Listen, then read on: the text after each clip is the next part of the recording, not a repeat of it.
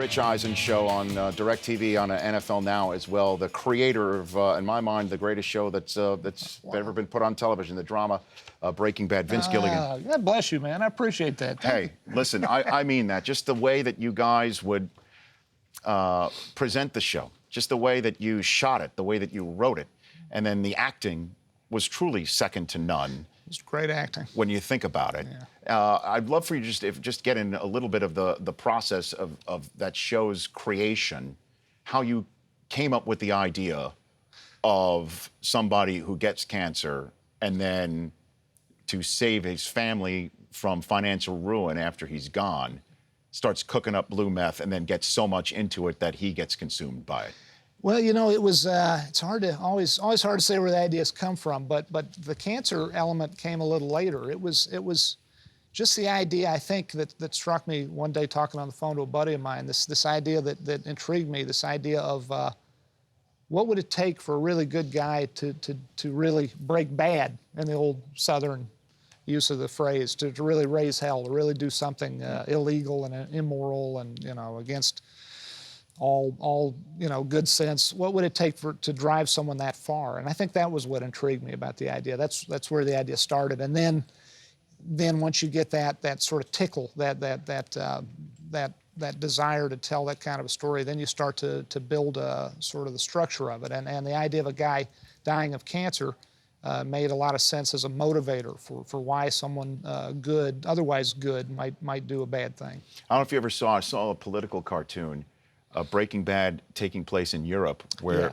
Did you see that? I think I did see where that. There was universal health care, right. where he says, I have cancer, and they're like, well, here's your health care. And he just goes back to teaching. Yeah, exactly. You know, and here in our country, you know, this show just captured so many people's fancy. It was a social media hit in many ways, too.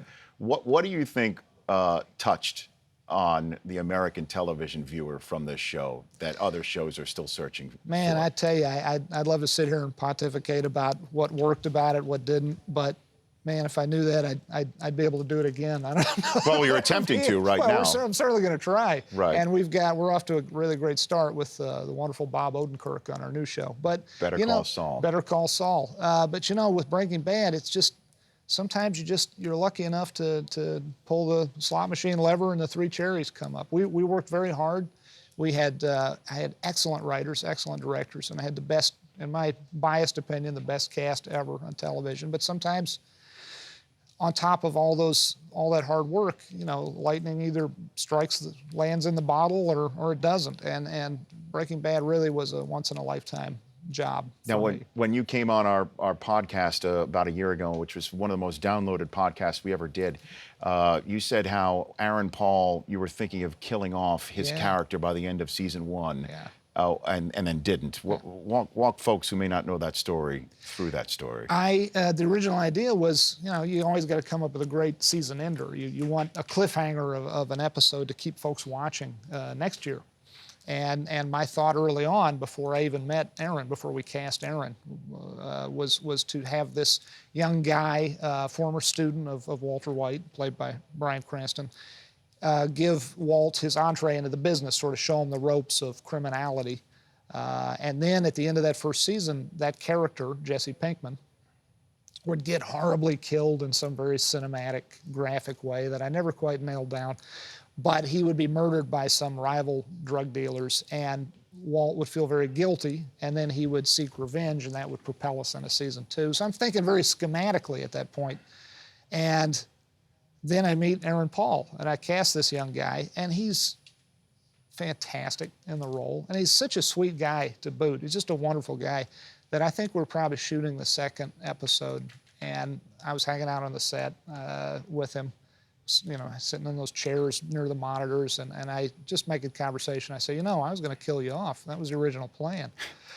He goes, what? He gets all really nervous. He goes, what are you talking about? No, this is a good thing. It's a good thing. Mm-hmm. And I tell him the story I just told you, but he's not hearing the compliment contained within. He's just thinking, oh my God, I might get killed off.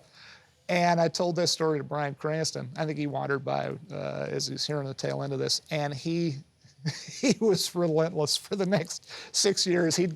Every time he got a script for a new episode before Aaron did, he'd look through it and he'd read it, and then he'd go up to Aaron, he'd say, buddy, and he'd start massaging his shoulders. It was this next one. At least you're going to go out with a bang. And Aaron, it never got old because Aaron, God bless him, his eyes would just go wide like a deer in the headlights. Well, because anything could happen on this show. Well, and yeah. that was what was such a great thing for me consuming it, watching it, is you just really never knew. Good. And I saw it on a week-to-week format, and then my wife watched it in a way that many people have too, is binge viewed it because they were behind. Yeah. And sometimes when you watch a show week to week, it's great, and then you binge view it, it's not. Oh, okay. Because it just gets a little repetitive. Yours was one of the greatest binge viewing shows I've ever seen, for a second time knowing what's going to happen. Oh, man. And I still was on the edge of my seat. And I also caught other things. Oh, yeah. You know, like I caught when one of your episodes, I think it was either season 2 or season 3, opened with a Pollos Hermanos commercial. Yes. And at the bottom, in fine print, it said it was a Madrigal company. Yes. Of the corporation. Good and eyes. we didn't even see Madrigal for another 2 years. Yeah. Good eyes. I think. Yeah, you're right. So I caught that. Yeah. And I got to tell you, Rich, I had this, and I should never say I, because it was such a group effort. We, the writers and I, had this vague idea that there was some shadowy organization above and beyond the Pollos Hermanos, the chicken restaurant that Gustavo Fring worked at. We thought we'd sneak something in, but we didn't really know where it was going to go. Same with the machine gun. At the end of at the 16 episodes out from our final episode, we planted this idea of this M60 machine gun in the trunk of a car that Walt is purchasing. We were wondering the whole final season what that was. We were too. I didn't know what the hell we were going to do with that damn thing. And did you, not to spoil it for anyone who hasn't seen it yet, but as we discussed prior, you snooze, you lose, the ending of the show, did you have an alternate one where... Did you ever come up with something different than what you put on TV? We came up with probably dozens, if not hundreds of ideas, all of them ranging from mediocre to ridiculously terrible. we came up with every possible combination and permutation, which characters live, which characters die. At one point, they all die. It's like the end of, the Wild Bunch, Mm-hmm. But And part of what you want to do with a show, you were just speaking to the idea of not knowing where things are going. And with a show like Breaking Bad, you want to keep people on the edge of their seat. You want to keep them watching. You want to keep them thinking, can I guess what happens next? Maybe I can, maybe I can't. And that held us up for some time because I thought, we all kind of thought we got to really surprise the audience. But sometimes the best surprise is no surprise. And there were certain elements of that final episode that were probably imminently guessable, and yet, nonetheless, hopefully felt right and proper and fitting.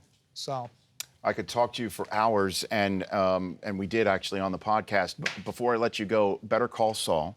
Better Call Saul Debuts on AMC in February of 2015. Exactly.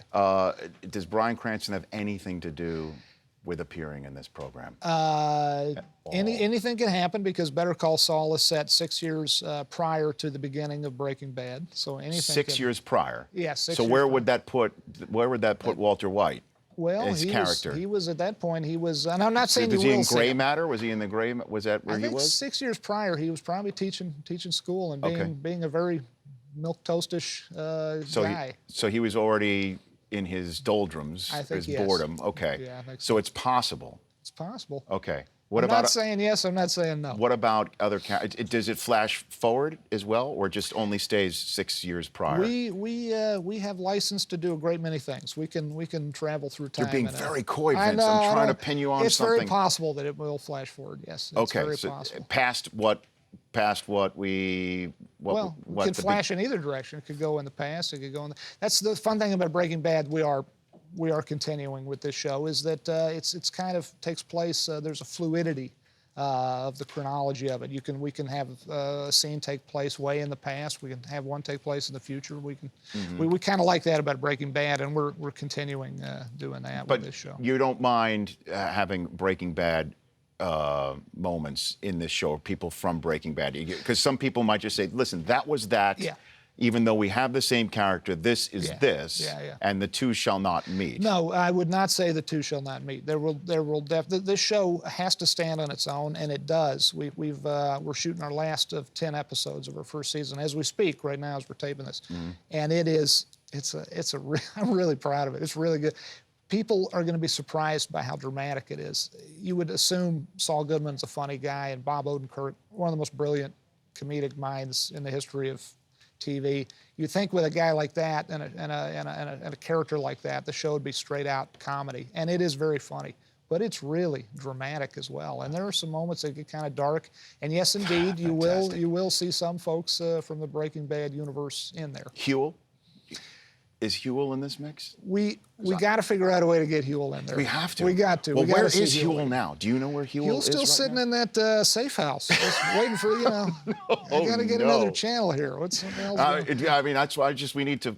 I'm genuinely concerned of his well-being right now. I think it's funny. A lot of people ask me that. I got to figure the DEA guy out front keeping tabs on Huel. Eventually, he's looking at his watch saying, "So where the hell's Hank? Where's Steve Gomez?" And I think he probably called into the front office there, the main DEA office, and then heard these guys were missing. And then I think Huel, in other words, Huel has survived and even thrived. Okay, so he's survived. I think He doesn't okay. need to be freed. No, I don't think so. Vince, you're the man. Thanks so much for coming on here. I really appreciate it. I am so honored to be on your first show, Rich. I don't even you. know what to say. Thank you so much for having me. No, you bet. Thanks very much. And I see something off camera. I'm wondering what yes. what is that? Can somebody please bring this over to me here? Should I? Or why don't you bring? Yeah. Did you bring this? I did indeed, and this is a gift for you and your studio. No way. This is this is of course the character of Gustavo Fring, played by the amazing Giancarlo Esposito, and this is him post.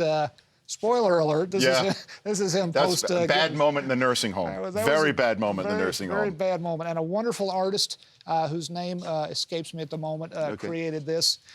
This was part of an art show we had a couple of years ago where artists who were inspired by Breaking Bad came up with various artworks, and this is one of them. I love this one. We're going to put this on the wall. Oh, man, thank You'll you. always have a place here, Vince. Please come back when you're promoting the next show, which I can't wait. It's my gosh, it's 5 months away. We can't.